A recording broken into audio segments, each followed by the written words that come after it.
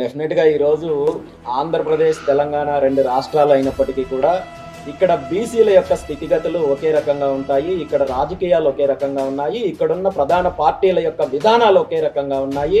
ఖచ్చితంగా ఈరోజు ఆంధ్రప్రదేశ్ రాష్ట్రంలో ఏ విధంగా అయితే బీసీలకు అన్యాయం జరుగుతోందో అదే పరిస్థితి తెలంగాణ రాష్ట్రంలో కూడా ఉంది. తెలంగాణ రాష్ట్రంలో గత కొద్ది రోజుల క్రితం నుండి బీసీ ఉద్యమం ఏ విధంగా జరుగుతోందో, బీసీల రిజర్వేషన్ల అంశం పైన సంబంధించి ఏ విధంగా ఉద్యమం జరిగిందో చూసాము. దానికి మద్దతిస్తున్నట్టు నటిస్తూనే పార్టీలన్నీ కూడా మళ్ళీ బీసీలను ఏ విధంగా మోసం చేసాయో చూస్తున్నాము. అదే పరిస్థితి ఈరోజు ఆంధ్రప్రదేశ్ రాష్ట్రంలో కొనసాగుతోంది.